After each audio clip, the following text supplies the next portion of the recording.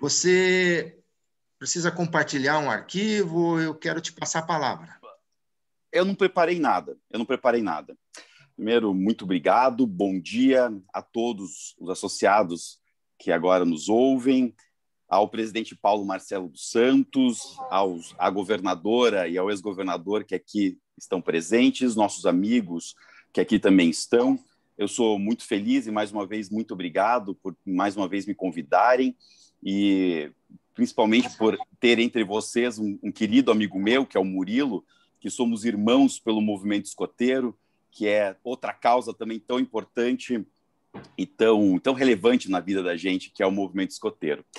Esse tema que vocês me convidam a dar um breve bosquejo sobre os rios e as águas na história de Curitiba é um tema que me é muito afeito, porque eu que gosto e busco muito sobre as origens de Curitiba, as origens do Paraná, as origens da nossa própria história como assentamento humano nesse território que hoje é formado pelo município de Curitiba e pelo estado do Paraná. Ele está estrita e totalmente ligado à história dos rios e das águas.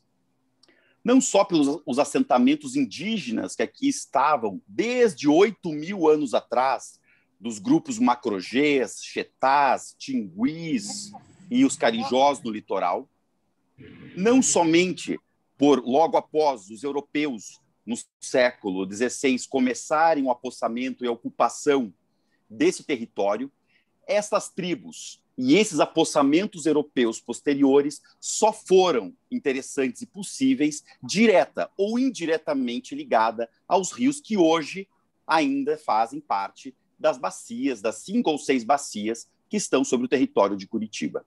Digo diretamente ou indiretamente porque diretamente, se nós vemos pela ótica, a água sendo a principal fonte de vida, obviamente, e que a ocupação humana deve-se sempre totalmente estar ligada à captação das águas desses rios, seja em qualquer parte da história. Fundamentalmente ainda para os índios daquela época, que eram índios nômades, não eram índios estabelecidos, muito embora na região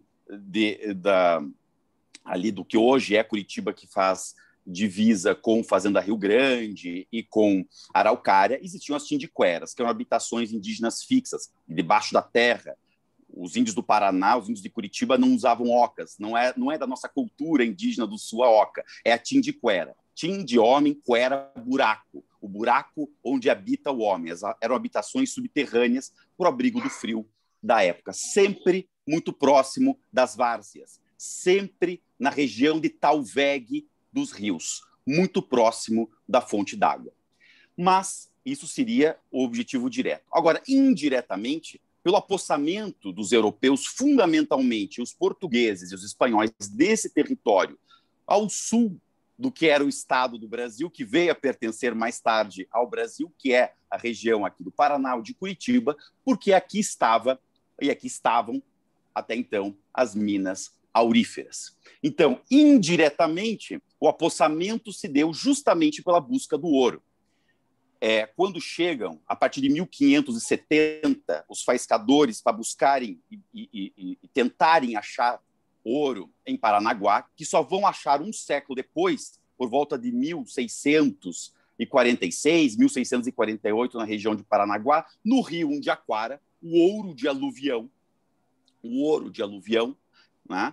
Sabiam os portugueses que se havia ouro de aluvião nos rios abaixo da serra, havia as minas serra acima.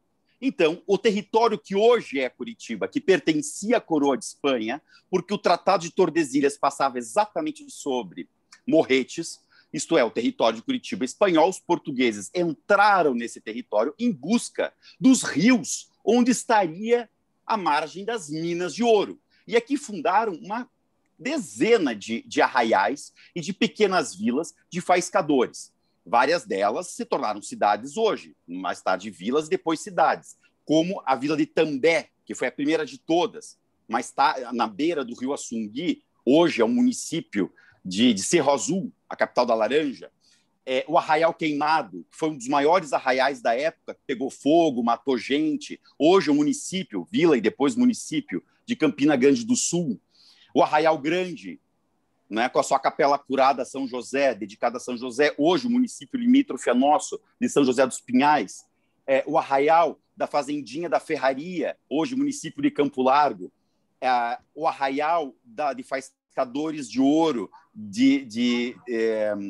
do Canguiri, que era essa mina era exatamente onde hoje é a frente, fica exatamente na frente da entrada da Fazenda Experimental, da Fazenda da Universidade Federal do Paraná, das Agrárias, inclusive onde antigamente era essa mina de Faiscadores, veio a ser, inclusive, um campo de concentração durante a Segunda Guerra Mundial, onde japoneses foram encarcerados, tal qual os judeus foram também encarcerados pelos alemães. Aqui no Paraná nós tivemos um campo de concentração de japoneses durante a Segunda Guerra Mundial, exatamente no lugar onde era essa antiga mina de ouro que os portugueses ali fundaram, que veio a ser hoje parte do termo do conselho, do grande conselho do município de Pinhais, que é aqui tão próximo de Curitiba. E assim foi com as minas de Purunã, em Balsa Nova, e o arraial de Nossa Senhora da Luz, na margem do rio Atuba, aonde começa Curitiba. Atuba, na língua indígena, era aquilo que parece com uma nuca. A mina existia, exatamente hoje a Praça Max Seselmayer, no final da Rua Marco Polo, no Bairro Alto. Nós fomos no Bairro Alto, no final da Rua Marco Polo, há uma praça chamada Praça Max Seselmayer, é exatamente ali que foi identificada por Júlio Estrela Moreira, em 1972, como a antiga vila de Curitiba, ou a Vilinha Antiga, ou a Vila Velha, ou a Vila Nossa Senhora da Luz, que já tinha sido documentada por Saint-Hilaire, que é o último grande comentarista e cronista na época, que dá a noção exatamente onde era, na margem esquerda do rio Atuba. A transferência da vila de Nossa Senhora da Luz e Bom Jesus dos Pinhais para o território de Curitiba, exatamente onde hoje é o antigo Largo da Matriz, a Praça Tiradentes de hoje, deu-se justamente pelo fim daquele ouro e pela busca exatamente do que os portugueses buscavam naquilo quando se fundava uma vila, que eram 2 rios. Um rio para se coletar a água que ia se beber e um rio para se jogar os dejetos.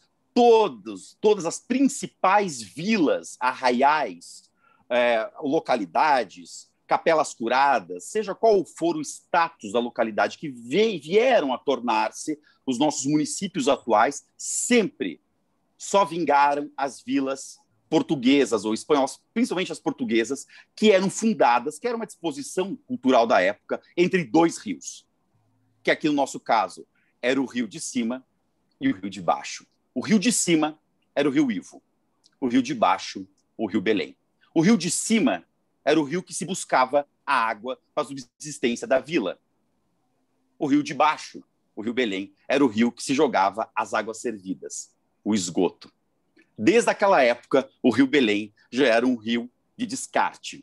Tanto é que em 1721, quando passa por Curitiba, o primeiro magistrado que dá as primeiras noções de civilidade, que disciplina a Câmara de Curitiba, que tinha sido fundada em 1793, e que faz com que os vereadores tivessem, os edis da época, terem de obedecer disposições e posições da época. Uma das 129 provisões que havia sido feita por aquele bacharel de Coimbra foi exatamente o desenxovalho, isto é, a limpeza do rio Belém, pela preocupação que o lixo jogado, não somente as águas servidas e o esgoto no rio Belém, entupisse o Talveg e inundasse mais uma vez o Largo da Matriz. O que hoje é a Praça Tiradentes era o ponto mais alto da vila de até então e era imune aos alagamentos e aos charcos.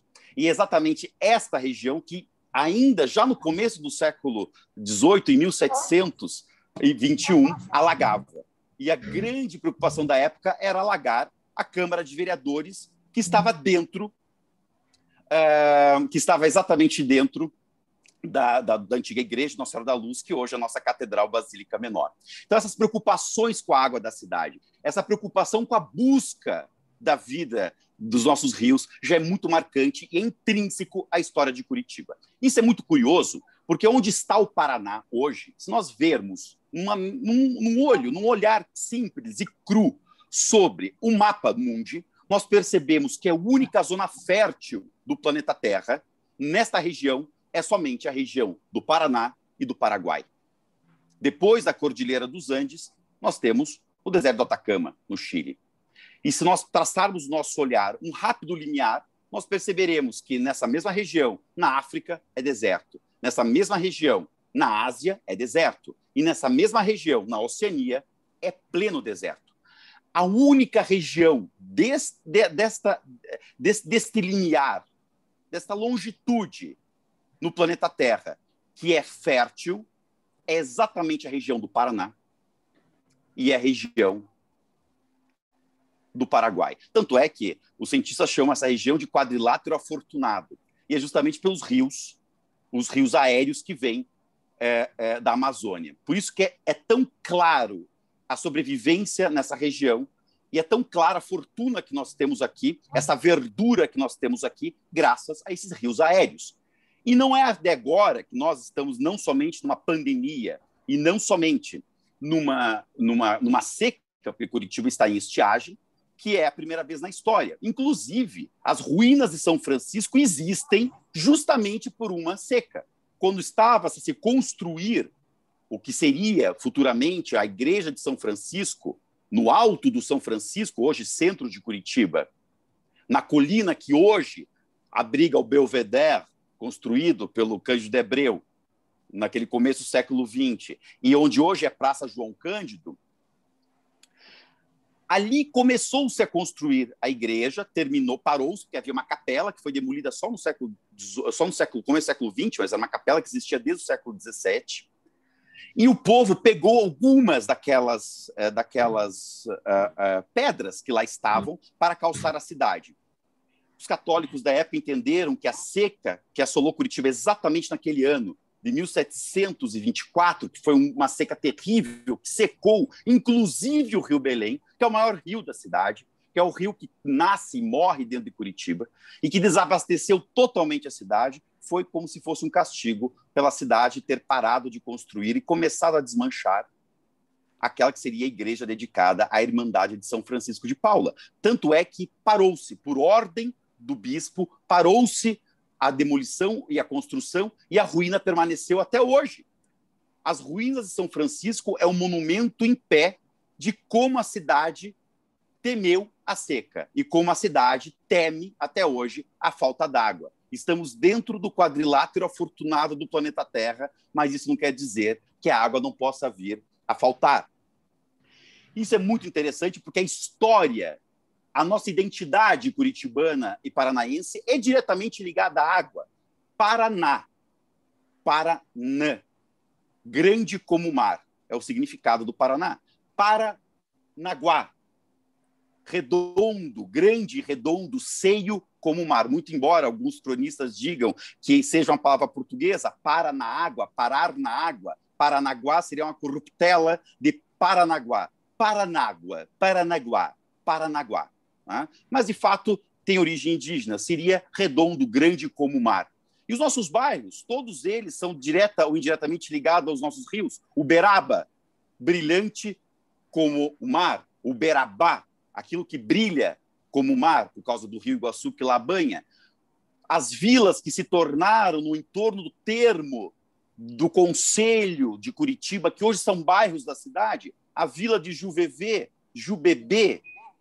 o rio que tem os espinhos amarelos, Juvevê, rio, espinho amarelo, o arroio do Aú, que deu origem à vila e depois hoje bairro do Aú, aquilo que é falso, Aú, aquilo que sonha falso, aquilo que tem o sonido de falso.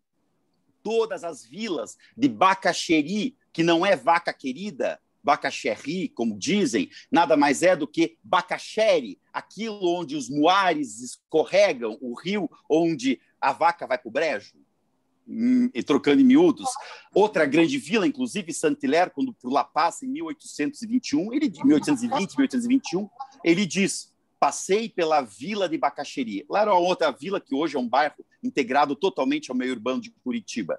Todos os apossamentos, todas as vilas que deram origem aos bairros do termo do Grande Conselho de Curitiba foram sempre fundados dentro desse cinturão verde dentro desses rios e dessas bacias que formam Curitiba. O Rio Belém, que era o Rio dos Dejetos, são 17 quilômetros, nasce e morre dentro de Curitiba. O Atuba, onde surgiu propriamente Curitiba. O Rio Barigui, da primeira sesmaria de Curitiba. A cidade, a vila surgiu no Atuba. O Arraial. A vila surge hoje, onde é o centro de Curitiba, entre o Rio Ivo e o Rio Belém. Mas a primeira sesmaria concedida a Baltazar Carrasco dos Reis, a Mateus Martins Leme, esses pioneiros, desbravadores e fundadores de Curitiba, foi no Rio dos Mosquitos, em Birigui, em Tupi, o Rio dos Mosquitos Pólvora. E o primeiro empossamento português que fez revogar o Tratado de Tordesilhas, e sempre repito isso, se não fosse pela fundação de Curitiba, não seria possível a revogação de Tordesilhas e o Brasil ter o tamanho continental que hoje tem, foi a partir de 1639, com a concessão de uma sesmaria em favor de Mateus Luiz Grou, no que hoje é o Rio Passaúna. Não sabemos se Luiz Grou, naquela data anterior à fundação da Câmara de Curitiba, tomou posse, mas os seus filhos casaram com proeminentes famílias de Curitiba daquela época, na margem do Rio Passaúna. Além do nosso Rio Iguaçu, que os indígenas da época chamavam de Rio Goiocovô, em Tupi, Goiocovô, em Guarani, Iguaçu, o Rio Grande de Curitiba. Se existe o Rio Grande do Sul, se existiu a província de São Pedro do Rio Grande, que veio a ser o estado de Rio Grande do Sul, não é o Rio Grande do Sul porque existe um Rio Grande do Norte, no Nordeste. O Rio Grande é Rio Grande ao Sul.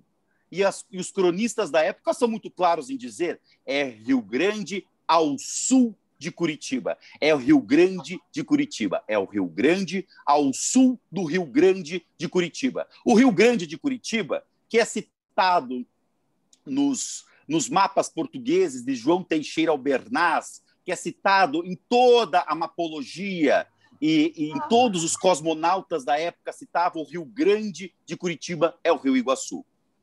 O Rio Grande de Curitiba era o rio que levaria as minas de Potosí. É o rio mágico, é o rio que daria acesso no imaginário português ao Eldorado.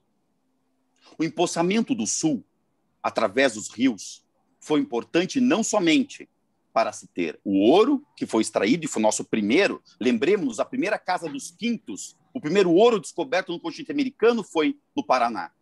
A primeira casa dos Quintos, onde se arrecadava 20%, um quinto do que era extraído da terra, um imposto muito mais barato do que hoje nós pagamos para o Estado brasileiro, pagava-se para o Estado português, foi feito em Paranaguá, do lado da fonte de Camboa, para quem conhece Paranaguá.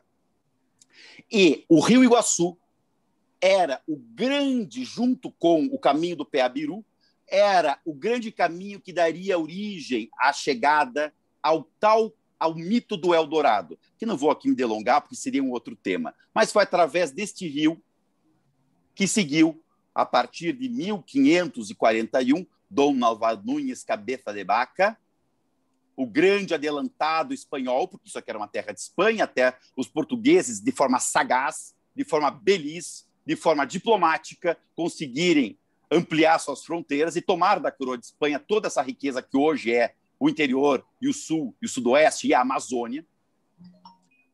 Nunes Cabeça de Vaca ruma Iguaçu adentro e descobre, é o primeiro homem branco, é o primeiro europeu a descobrir as quedas de Santa Maria, o que seria hoje as cataratas do Iguaçu. Com o susto que ele levou quando estava a navegar, de escutar um barulho intransponível, teve ele a genialidade de sair do mar, e senão eles teriam sido engolidos pelas cataratas, e ele rogou a Nossa Senhora, valha-me Nossa Senhora, e deu a ela o nome das cataratas das quedas de Santa Maria. E até porque ali havia uma cidade espanhola chamada Santa Maria Maior, que hoje está embrenhada dentro do Parque Nacional do Iguaçu e é a única das grandes cidades espanholas do território paranaense que nós ainda não sabemos exatamente onde está marcada, cujas ruínas estão tomadas até hoje pela mata do Parque Nacional de Nossa Senhora, do Parque Nacional do Iguaçu.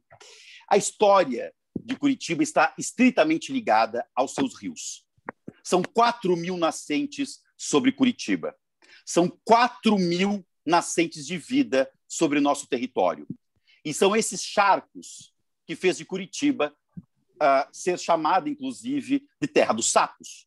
O gentílico dos curitibanos do século XVIII e XIX era sapo. Quem nascia em Curitiba, para a corte, era chamada de povos de Coritiba. E o gentílico dos povos de Coritiba era sapo.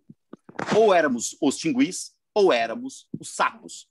O gentílico coritibano ou curitibano só aparece nos últimos anos do século XIX, no começo do século XX, são pouco mais de 100 anos. E essa cultura úmida, essa cultura é muito ligada aos charcos, aos rios, à umidade, à chuva, hoje tão parca, nos deu essa identidade serrana. Essa identidade mais fechada é um dos motivos de nós, curitibanos, inclusive, termos a nossa identidade um pouco mais fechada, um pouco mais acabrunhada frente aos nossos demais irmãos brasileiros. Essas 5 bacias que formam Curitiba formam os charcos, inclusive, dão a separação social do território da cidade. Quem morava na região mais seca da cidade, região do Alto São Francisco, a região de Nossa Senhora das Mercês, eram as classes mais afortunadas do século XVIII. Quem morava nas regiões mais encharcadas da cidade eram as classes mais pobres. Morava-se bem nos locais que não encharcavam. As enchentes da cidade, a forma como a cidade se comportava frente a esse excesso d'água, e dentro desse quadrilátero afortunado, dentro do mundo em que Curitiba está colocado, toda essa forma de lidar fez que Curitiba tivesse rapidamente a cultura da olaria. Foi justo aos nossos rios, essas 5 bacias que formam Curitiba, que é o Belém, o Barigui, o Passaúna, o Ribeirão dos Padilha, o Bacaxiri e o Iguaçu, que fazem Curitiba ser a principal cidade da época a ter uma rápida ascensão nas construções de alvenaria. Logicamente, pela intromissão da cultura alemã, mas pelo barro excedente que tinha em Curitiba. Inclusive, o próprio bairro do Umbará não é indígena e também não é uma língua portuguesa. A nomenclatura do bairro de Umbará é da língua geral, que é a língua que se falava no Brasil antes de se falar português totalmente no final do século XVIII, por imposição do Marquês de Pombal, a partir de 1768, e não é uma língua indígena. Umbará significa um barral, muito barro, um baral, há muito barro, é enchente do ganchinho do rio Iguaçu, que fazia todo aquele lamaçal, onde a família Colli depois fez sua fortuna e onde Curitiba foi erguida com esse barro que saía dessas olarias. E que começou a ser saneado a partir da visão genial do Visconde de Toné, quando rapidamente presidiu a província do Paraná em 1886, depois das suas glórias militares na Guerra do Paraguai, com a secagem e o embelezamento do maior charco da vila de então, da cidade de então, que foi o que hoje nós chamamos de passeio público no território da família Fontoura. Rapidamente, eu quis aqui transpassar a vocês o valor que é valorizar os nossos rios, não somente pela fonte de vida que os são, não somente pela necessidade da vida que nós temos desses rios da cidade, não porque Curitiba pode, de uma hora para outra, ter mais um quadro de seca, não porque Curitiba está sob charcos. E é muito engraçado, porque o Largo dos Sapos da cidade hoje é a Praça Rui Barbosa, e logo depois do charco dos Sapos, construíram a Santa Casa de Misericórdia, que está de pé até hoje, inaugurada naquele 5 de maio de 1880, na pessoa de Sua Majestade, o Imperador Dom Pedro II, e que os curitibanos da época tiravam sarro, que de tão longe era a Santa Casa os doentes da cidade morriam de lonjura, pois era intransponível o charco dos sapos, era intransponível a Praça Rui Barbosa. Hoje, o que nós passamos da Praça Rui Barbosa até o que seria a Vila de Curitiba, que é a Praça Tiradentes, nós fazemos em 15, 16 minutos a pé. Na época, os curitibanos, ou os nossos sapos, os nossos gentílicos locais, diziam que os nossos doentes morriam de lonjura, tão longe era chegar naquela que é a nossa Santa Casa de Misericórdia. Os rios estão estritamente ligados à nossa cultura úmida, à nossa cultura serrana, à cultura de ser curitibano. Nós não seríamos tão curitibanos como somos se não fosse pelos rios que batizam as vilas que deram origem aos bairros. Não seríamos tão curitibanos se não tivéssemos esse desenho dessas veias de vida que passam por Curitiba. Eu acho que eu excedi um pouco o tempo que me foi concedido e desde já me adianto em minhas desculpas ao presidente, e eu espero ter rapidamente passado um bosquejo do que é, da importância que é os rios na história de Curitiba e na formação urbana de Curitiba. Muito obrigado. Obrigado, professor. Que aula, que conhecimento, fantástico. Imagina. Eu comentei contigo, né? Trocamos umas mensagens. O mês de março, para nós, é muito importante em Rotary, que é o mês dedicado aos recursos hídricos e saneamento. Então, eu agradeço o Murilo, que quando eu liguei, rapidamente ele indicou você, teu nome. Para nós do Clube do Rotary é uma alegria tê-lo aqui conosco. Eu quero também, em nome de todos os associados, eu vou fazer chegar em suas mãos pelo Murilo um diploma, um certificado aos nossos palestrantes, que justamente é o objetivo do Rotary, estimular, fomentar esse ideal de servir. Somos todos voluntários aqui na nossa organização. Temos muitas ações de serviços humanitários, serviços à comunidade, que é muito disso que você falou hoje, dessa parte histórica de Curitiba, que é uma cidade acolhedora. Eu me sinto curitibano de coração, estou aqui há 30 anos, as minhas 2 filhas são curitibanas, e a melhoria da comunidade, né, pela conduta exemplar aqui dos curitibanos de vida pública, vida privada. E também nós temos áreas de enfoque no Rotary, e 2 delas, essa de recursos hídricos, e o ano passado o Conselho Diretor do Rotary Internacional também homologou a 7ª área, que é justamente apoio ao meio ambiente, que é para a gente manter essa preservação dos nossos rios, da nossa natureza, para o futuro aí, das próximas gerações. E nós temos uma ação bem específica no nosso clube, que começou há 4, 5 anos atrás, que quando fazemos nossas reuniões presenciais, que já completou 1 ano sem reunião presencial, mas nós fazemos lá na nossa fundação, lá no bairro AU.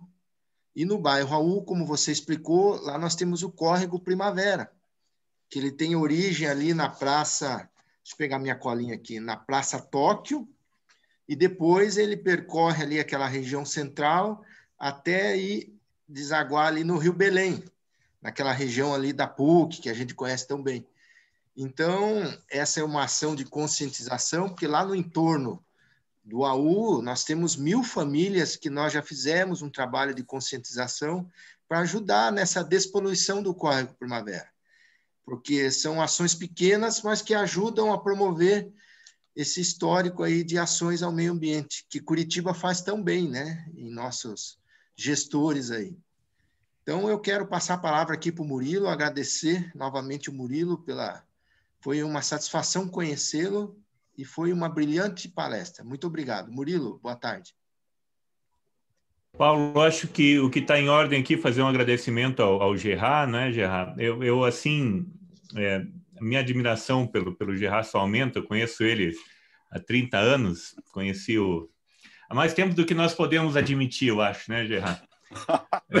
Nos conhecemos no século passado. Pô.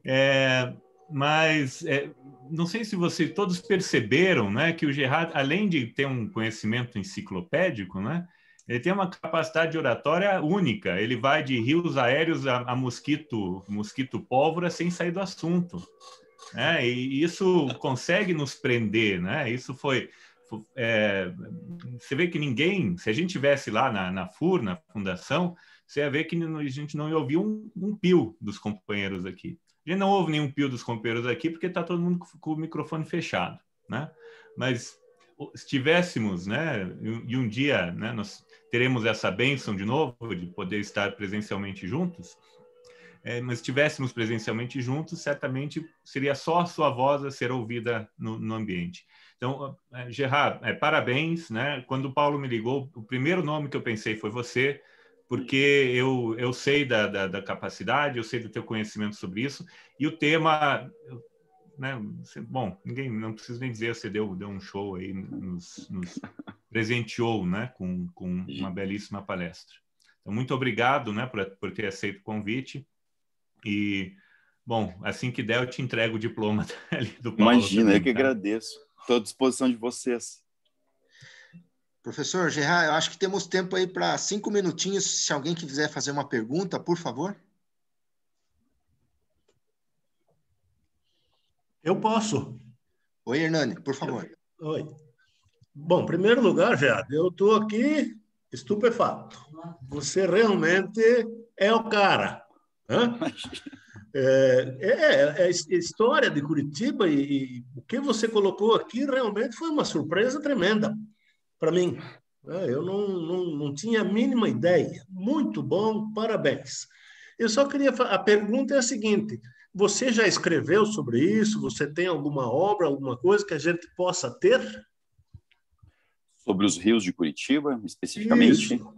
Não, Isso. Não. Na verdade, eu nunca sistematizei essas informações, esses saberes sobre os rios de Curitiba. Eu nunca sistematizei isso, mas é só questão de sentar e escrever o artigo. Acho que isso cabe um artigo, talvez. Olha, fica a dica aí, bicho. Ponha isso, registre isso, porque realmente é uma coisa assim que a gente não sei nem onde procurar. Claro, você tem o conhecimento, pesquisou, mas eu gostaria muito de ter, né, alguma coisa escrita da forma que você colocou, para a gente até dar valor e mostrar para os nossos descendentes, né, aqui de Curitiba. Olha, muito obrigado, parabéns mais uma vez. Imagina, senhor Hernani, eu agradeço as palavras e o senhor tem razão. O que não se compartilha se perde, né? Nós somos obrigados a compartilhar aquilo que sabemos, porque, pronto, o conhecimento não pode ser algo restrito. E o senhor tem toda a razão, porque atualmente nós estamos vivendo uma pandemia e Curitiba, as nossas últimas 2 pandemias anteriores à atual, a nossa pandemia coetânea, que consuetudinária atualmente aqui passando, foi exatamente a pandemia de gripe espanhola, em 1917 para 1918, porém, junto com a pandemia de gripe espanhola em Curitiba, nós tivemos uma grande pandemia de tifo, que é vista pela história como algo junto com a pandemia de gripe espanhola, mas não o foi. Foi uma pandemia paralela e que foi causada justamente por contaminação de rios. Contaminação de rios. Estava se começando, em 1918, o saneamento de Curitiba. Curitiba deixava de colher água potável nos rios a partir de 1870, junto às cariocas. Carioca é onde se busca água potável. E os Itororós é onde se buscava a água que vertia da chuva. Então, fui para Itororó beber água e não achei, diz a cantiga. Fui para a fonte d'água da chuva beber água e não achei. Itororó, a pedra que verte a água. Itororó. Porém, as cariocas eram fontes urbanas d'água. Curitiba tinha 4. Uma delas é onde hoje é o Largo da Ponte, hoje Praça Zacarias. Outra delas, onde hoje é a Praça 19 de Dezembro, que era o Largo da Carioca, que lá se chegava pelo caminho da Carioca, hoje Rua Riachuelo, e essas fontes deixaram de ser utilizadas quando começou o saneamento de Curitiba. Como foi mal feito na região alta da cidade, onde trabalhou o solo, quebrou-se um dos canos e houve uma contaminação das águas potáveis e o esgoto contaminado de tifo contaminou a cidade inteira. Essa grande pandemia de gripe espanhola foi seguida de uma pandemia de tifo em Curitiba pelo descuido das águas servidas, pelo descuido da água potável e pela poluição, inclusive, do rio Belém, do Ribeirão dos Padilha depois. Então, a nossa saúde, esse momento pandêmico que nós estamos vivendo é muito ligado em Curitiba com a história dos rios. Obrigado, Gerard. Eu confesso que um tema da sua apresentação eu conhecia. Eu vou muito à Fazenda Rio Grande, pela Nicola Pelanda, e tenho uns amigos, os pais dos meus amigos, os italianos, e eles falam do Umbará. E eles falam, é a Fazenda do Rio Grande, do Rio Iguaçu, né? A Fazenda do Rio Grande. E eles já tinham, os italianos tinham me explicado de um barra só. Era um bará só, sim, sim. Inclusive, Umbará foi a primeira comunidade urbana do Brasil. A primeira comunidade urbana, rural e urbana ao mesmo tempo, do Brasil é o do Umbará. Inclusive, os italianos do Umbará foram excomungados pela Igreja Católica. Ficaram 20 anos, todos aqueles que nasceram no Umbará, durante 2 décadas do século passado, foram excomungados, porque a família Bon, uma família tradicional, junto com outras famílias italianas lá, eles devolveram o padre numa carroça de feno para o arcebispo de Curitiba, e o arcebispo ficou muito chateado e excomungou a paróquia do Umbará. Durante 20 anos, a paróquia e o bairro do Umbará, toda aquela região, Umbará, Ganchinho, Campo de Santana, Caximba, toda essa região sul de Curitiba foi excomungada e todos que lá nasciam não podiam ser nem batizados. Depois foi recolocada pela glória de Deus na igreja. Ótimo. Gerard, eu como presidente do nosso clube, agradeço novamente a tua palestra. Você é um rotariano de coração já, porque você dá de si antes de pensar em si, isso é o nosso lema, e você nos mostrou aí que mais se beneficia quem melhor serve. Então já fica o convite para que você participe de reuniões futuras do clube. Vou sempre te mandar a nosso programa da nossa reunião, será um prazer recebê-lo mais vezes, e quem sabe de forma presencial a gente organiza uma nova palestra aí no futuro. Muito obrigado novamente. Imagino, estou à disposição de vocês. Obrigado. Antes de encerrar, ainda temos aí 2, 3 minutos, eu quero passar a palavra à nossa governadora Anaídes. Muito obrigado, Anaídes, pela presença. Boa tarde. Boa tarde a todos. Parabéns aí, presidente Paulo. Você é um destaque nessa presidência. Parabéns, o teu conhecimento rotário é impressionante. Cumprimento aí os nossos colegas, nossos companheiros, o governador Hernani, o governador Borsari, todos os nossos companheiros aí presentes. Gerard, que honra escutar um escoteiro, sempre alerta, eu também sou escoteira, e é muito bom escutar você com essa paixão, que é uma paixão também de escoteiro, né? Quando se trabalha muito a questão do meio ambiente, da preservação e de tudo isso. Muito bom.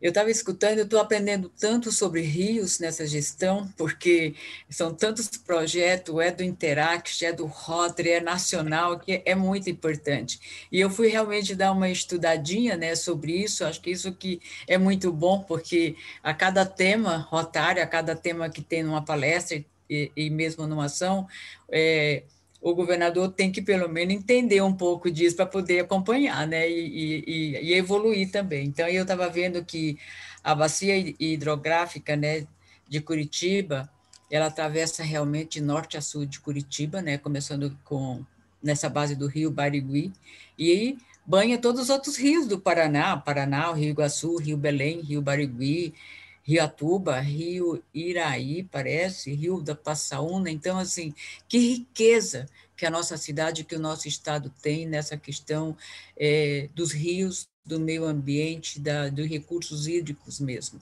Nós temos mais é que cuidar mesmo, sabe, Paulo? Acho que todo esse trabalho que o Rotary Clube Norte está na frente aí é muito, muito, muito importante, né? Eu, quanto escoteiro, e meus filhos escoteiros, nós cuidamos muito do Rio Belém, ali no Colégio Medianeira, ali naquelas redondezas, sempre nós fazemos muitas atividades ali. Grande abraço, e segunda-feira vamos estar junto com essa mesma temática, um pouco maior, né? Mas parabéns. Obrigado, Gerard, e sempre alerta. Sempre alerta. Sempre alerta. E você é um escoteiro, você é um rotariano, e eu acho muito ruim se o Rotary Clube Curitiba Norte não acolher você sim, e associar, porque escoteiro e rotariano têm aqui o mesmo coração, entendeu? Então, vamos junto aí, tá bom? Obrigado, muito obrigado. Já fiz o convite, a governadora reforçou e vou além, vou incluir no meu planejamento, que está terminando, mas tem uma gestão futura aí da nossa presidente Regina, para que a gente possa aí, o clube, patrocinar esse teu artigo aí, será uma honra patrocinar e ter rios urbanos no nosso clube. Obrigado novamente. Obrigado. Vamos saudar a bandeira.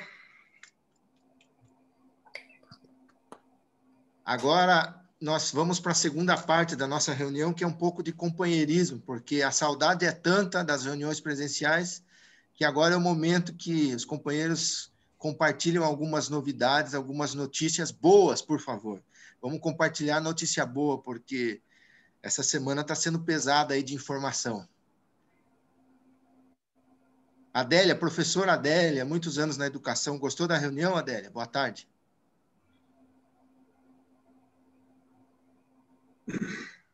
Surpreendente o tema e o nosso palestrante.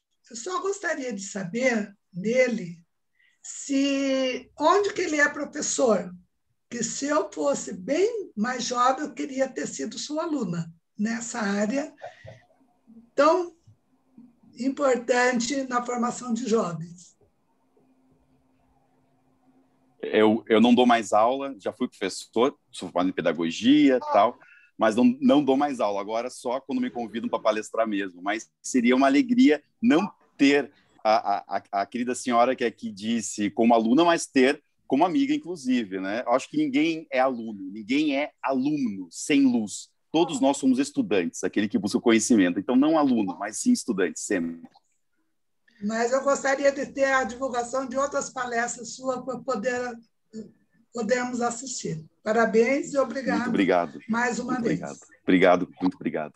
Adélia, eu achei que você ia falar que ele tinha sido teu aluno lá no estadual. Você foi diretora há 40 anos. Seria uma alegria, seria uma alegria. O Paulo quer contar para você que eu fui a diretora-geral do Colégio Estadual do Paraná por 11 anos, de 1991 a 2003, e ensino médio hoje, segundo grau. Então, eu tive também, na época, excelentes professores de geografia. Uma delas, não sei se você possa ter conhecido, Cilia Og, e entre outros, né? Então, ele queria contar e eu estou só ampliando para que você realmente saiba por onde eu passei como professora e pedagoga. Maurílio, boa tarde. Maurílio, que é o nosso diretor da Comissão de Projetos, Projetos Humanitários, Projetos de Meio Ambiente. Maurílio, boa tarde. Boa tarde, presidente. Boa tarde, companheiros. Meu caro Gerhard, meus cumprimentos pela sua apresentação. E eu, como pai do Murilo, eu só tenho a agradecer de ter recebido hoje a informação de que Murilo convive com você há tanto tempo que não pode nem ser dito. O Murilo comentou mais de 30 anos, ou quase 40, sei lá. Mas, enfim, como pai do Murilo, eu sei que o Murilo está cercado de boas pessoas, de bons amigos, e bebe direto da fonte do conhecimento que está sendo gerado. Isso me deixa feliz e muito alegre. Meus cumprimentos pela sua apresentação fantástica. Nós, assim como o Hernani há pouco comentou, nós sequer sabíamos de toda essa história dos rios de Curitiba. Em primeiro lugar, porque fiquei assombrado com a expressão que nós estamos sentados em cima do quadrilátero afortunado. Algo que eu, até hoje, com 53 anos de morador em Curitiba, até hoje eu não tinha ouvido essa expressão, de nós estarmos num quadrilátero afortunado. Isto, por si só, aumenta a nossa responsabilidade também, para conduzir de uma maneira segura e objetiva e bem produtiva e eficaz esse projeto no qual nós estamos engajados e que, na segunda-feira, possivelmente, o nosso querido José Borghetti fará uma apresentação sobre o projeto que o Distrito de Rotary estará apresentando no sentido de transformar Curitiba na cidade dos rios limpos. Na segunda-feira, no Dia Mundial da Água, nós teremos toda essa programação que o presidente comentou logo ao início, e certamente será uma grande oportunidade, e esse pano de fundo que você teceu sobre os rios de Curitiba seguramente aumentam a nossa responsabilidade de conduzir com mãos firmes este projeto para que ele não desande, para que nós transformemos, de repente, o nosso Rio Belém, que seria o rio de baixo, né, para os índios, este Rio Belém, num rio que seja, no mínimo, possível de pescar, como nós tantas vezes falamos, pescar um lambari do rabo vermelho. Eu, como pai, levei o Murilo e os seus irmãos por muitos anos ao Colégio Medianeira, e sempre me assustava quando chegava, me aproximava do Rio Belém, com o seu... a gente que tem um olfato um pouco mais apurado, identifica a distância, o nível de degeneração e degradação das águas do Rio Belém. Espero que, depois desse projeto que nós implantarmos, nós tenhamos a possibilidade de nos aproximarmos do Rio Belém sem sentir aquele cheirinho fétido, como está anunciado aí na nossa programação do Dia Mundial da Água. Tomara que nós cheguemos a este ponto, e certamente chegaremos, porque todos nós abraçamos com muito entusiasmo esse projeto conduzido pelo Distrito 4730 do Rotary Club. Muito obrigado, Gerhard. Eu fico feliz em te conhecer e especialmente feliz por você compartilhar da amizade do Murilo. Muito obrigado. Imagina, a alegria é minha. Muito obrigado pelas palavras. Prazer em conhecê-lo também.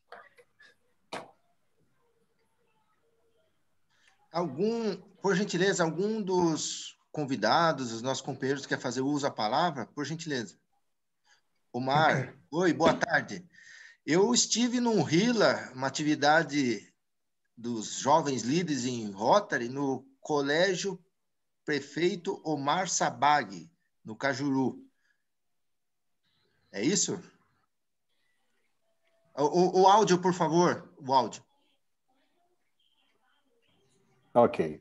Boa tarde. Boa tarde, presidente Paulo. Boa tarde, presidente Hernani. Obrigado pela acolhida. Estou participando desta reunião a convite do Gerhard. Tive a oportunidade de assisti-lo numa palestra anterior, no Rotary Club também, que se reúne lá no Clube Curitibano, e devo lhes dizer que foi mais uma vez para mim um evento muito interessante. O Gerhard nos surpreende a cada dia pela amplitude e profundidade dos seus conhecimentos, como foi muito bem colocado por você, presidente, de poder falar de rios aéreos até mosquitos polvorinhas, né? Então, Gerhard, me dirijo especialmente a você, agradecendo o convite, mas gostaria também de fazer uma saudação às pessoas do Dr. Orsi Stum, do Dr. Francisco Borsari, que tem uma trajetória muito ligada à história de Curitiba e do Paraná. Foram companheiros de meu pai também, nos anos 60 e início dos anos 70, tiveram a oportunidade de conviverem juntos. E a escola Prefeito Omar Sabag, ela tem esse nome por uma homenagem que foi feita a ele pelos professores da Rede Municipal de Ensino em Curitiba, que teve um grande incremento na gestão do meu pai quando prefeito da cidade. O quadro de professores foi estabelecido, um concurso público para a contratação de professores foi estabelecido, numa continuidade de um trabalho que já vinha sendo iniciado pelo prefeito Ivorzua Pereira, um rotariano que me parece ser de grande destaque na história do Rotary, seu filho também, rotariano. Tivemos o prazer de conviver juntos no Rotary Club de Curitiba, onde estive associado também. E então, não poderia deixar de fazer algumas dessas referências, aproveitando a sua pergunta, presidente, sobre a Escola Omar Sabag. O meu pai foi um engenheiro civil sanitarista e teve toda a sua vida ligada ao saneamento. E quando vi o convite do Gerhard, em que ele iria falar sobre rios de Curitiba, pensei comigo, este é um evento imperdível, né? E uma oportunidade muito grande de poder ouvir a respeito da história da nossa cidade, que trazemos no nosso coração, na nossa alma curitibana, com um amor extraordinário. Reitero as palavras do presidente Hernani de lhe sugerir, Gerhard, de materializar isso em publicações, mesmo que pequenos artigos que possam depois ser compilados, e certamente será uma grande obra registrando a história de Curitiba e a história do Paraná. Quem sabe até a história do Brasil e de todo este continente sul-americano. Queridos amigos, muito obrigado, agradeço pela acolhida, é um prazer estar com vocês e, mais uma vez, parabéns, Gerhard. É uma alegria ouvir o Patrício. Muito obrigado, professor Omar. Muito obrigado, Nada. muito obrigado. Não há de quê. Muito obrigado. Alguém mais quer fazer uso da palavra? Por favor, fiquem à vontade. Olha lá, o companheiro Romualdo, por favor, Romualdo. Boa tarde a todos. Em primeiro lugar, quero cumprimentar ao professor Paulo, ao companheiro Paulo pela brilhante reunião, e cumprimentar ao companheiro Murilo pela indicação do professor Gerhard, né, para essa brilhante palestra. Então, eu quero dizer o seguinte, que eu acho que já falei isso, eu me sinto honrado e com muita alegria de ser rotariano, principalmente desse nosso Rotary Club Curitiba Norte, porque nós sempre somos brindados com interessantíssimas palestras. E essa do professor Gerhard, eu posso dizer que eu sou curitibano há 54 anos. Como os que me precederam, o companheiro Maurílio e o Hernani, eu aprendi muita coisa hoje que eu não sabia, né? Por exemplo, né, a respeito a partir da história dos rios, a história de Curitiba. Não é? Então, parabéns, Gerhard, pela sua brilhante palestra. Né? E também quero cumprimentar ao professor Omar Sabag. Né? Nós fomos, deve estar lembrado, fomos colegas da Engenharia Civil na Universidade Federal do Paraná. Eu fui professor lá quando o professor Omar era coordenador do curso de Engenharia Civil. Nunca mais o havia visto, quero cumprimentá-lo, mesmo que seja virtualmente. Tá? E também quero desejar a todos um ótimo fim de semana e se cuidem dessa terrível pandemia. Tá? Obrigado. Obrigado. Professor Henrique Perdosa. Oi, professor. Boa tarde. Eu gostaria de agradecer o Gerhard Aya. É alemão, né? Gerhard Aya. É árabe, libanês. Mas com a mesma honra teria se fosse alemão, sem problema nenhum. Bom, eu queria saber, o rio Uberaba, né? Eu nasci nas margens do rio Uberaba, lá em Minas Gerais. E lá se diz que Uberaba, Tupi-Guarani, quer dizer rio de águas claras. E é um rio considerável, afluente do Paranazão. Também do rio Aéreo, que o Bigarella sempre falava para nós em aula, o rio Amazônia Aéreo, né? E nós estamos vivendo esse momento, graças ao fenômeno Laninha, né?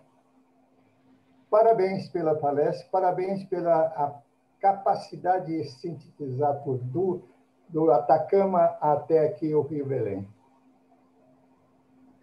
Obrigado, muito professor. Obrigado. Obrigado. Companheiro Orsi, por favor. Inicialmente, eu também quero dar os parabéns para o Murilo, pela ideia de trazer o Gerhard. Realmente foi uma palestra extremamente brilhante. muita coisa a gente sabia, mas outras não. Os detalhes, o conteúdo, realmente o Gerhard tem que nos proporcionar mais palestras. E o Rotary sempre proporciona para nós essa oportunidade. E quero também dar uma outra informação, que o Heron, que está com Covid, está bem melhor. Bem melhor. Hoje eu falei com ele, inclusive, via telefone. E também quero aqui cumprimentar o Márcio Sabag pela presença e pelas palavras que ele, as referências que ele fez a mim. Fazia tempo que eu não ouvia e foi um prazer muito grande. E quero dizer mais, o pai dele, provavelmente, depois da minha presença na prefeitura, eu acho que foi o único prefeito que se preocupou com a parte como engenheiro sanitarista, preocupando com a saúde e preocupando-se com a poluição dos rios. E quero, mais uma vez, reforçar o brilhantismo e dar os parabéns ao Gerhard Hajar. Realmente, meus cumprimentos, você foi brilhante. Muito obrigado. Imagina, muito obrigado pelas palavras, muito obrigado. Obrigado, Orsi. Que bom receber a notícia que o companheiro Heron Arzua está melhor, sendo bem cuidado, né, bem assistido. Espero que em breve ele tenha alta, né, e que volte a participar das nossas reuniões. Muita força, fé e esperança acima de tudo, que o momento é crítico realmente. Vamos nos cuidar, prevenção acima de tudo. É isso, né, doutor Negrão? Alguma notícia boa aí, Negrão? Oi, companheiros, uma boa tarde. Meus parabéns, presidente Paulo, mais uma vez uma brilhante palestra. Parabéns ao companheiro Murilo pela indicação da apresentação do professor Gerhard. Eu achei sensacional. Não posso dizer estudioso, sou um curioso em história. História de Curitiba, história do Paraná. E o Gerhard exala conhecimento. Então, foi sensacional, achei muito bem. E até essa foi a primeira vez que você fez palestra no nosso clube, Gerhard? Eu acho que não, acho que já fiz uma anterior. A convite do Murilo, já anterior, uma ou duas, a convite do Murilo. Eu tenho a impressão que foi 2 vezes, já tinha visto você falar, realmente. Tá? E a outra vez eu acho que falou muito sobre o Paranaguá, sobre o aspecto de Paranaguá, tudo. Então, realmente brilhante. A minha pergunta seria o seguinte: história do Brasil, você também faria uma palestra em termos de história do Brasil? Bom, eu amo o Brasil, né? Nós só podemos falar da história do Paraná porque nós estamos contidos dentro de uma história do Brasil. E meu furor patriótico, inclusive, me faz louvar a nossa nação como um todo. Então, eu tenho um amor incomensurável pelo Brasil, um amor incomensurável. Eu não consigo medir o amor que eu tenho pelo Brasil. E os temas do Brasil me interessam muito, muito mesmo.